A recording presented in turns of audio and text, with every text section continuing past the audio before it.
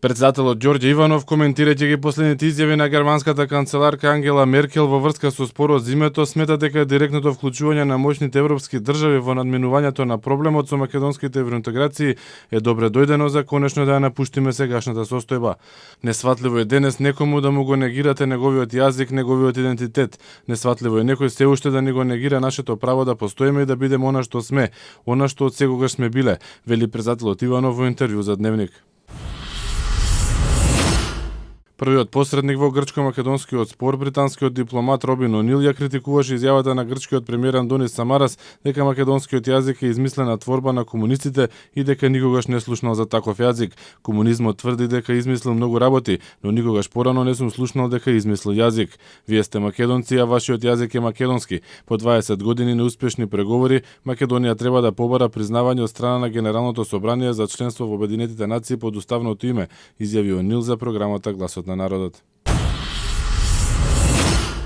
Европската комисија денес објави оглас во кој се бараат компании за рехабилитација, надградба и реконструкција на 10 железнички станици во Македонија долж паневропскиот коридор 10, вклучувајќи го и кракот 10Д согласно најдобрите практики во Европската унија.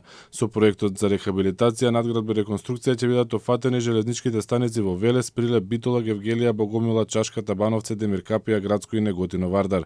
Крајен рок за поднесување на понудите за заинтересираните компании е до 30 следниот месец. Италијанската полиција синоќа го екстрадираше во Македонија Симеон Михаилов, кој е инволвиран во случајот детонатор. Михаилов минатото лето беше уапсен во Италија, а во август лани Министерството за правда до италијанските власти ги испрати потребните документи за негова екстрадиција во државава. Михаилов во судскиот процес што се водеше во негово отсуство беше осуден на доживотен затвор. Примирието во појасот Газа е прекинато по само неколку часа од стапувањето на сила. Палестинските власти соопштија дека израелските сили не се придржувале на договорот и извршиле напади во кои загинале десетици луѓе. Израел пак ги обвини палестинските милитанти за флагрантно прекршување на примирието, а од кабинетот на израелскиот премиер Бенјамин Нетањаху соопштија дека договорот за хуманитарното примирие не важи повеќе. Поранешната обвинителка во судот во Хаг Карла Дел Понте сака да се врати во Хаг да го застапува обвинението против лидерите на ОВК. На прашањето дали има желба повторно да влезе во судница на процес против лидерите на ОВК, Дел Понте за Новости вели: "Да, особено сега кога сум во Комисијата на Обединетите нации за Сирија, секогаш сметав дека на жртвите им е потребна правда", изјавила Дел Понте.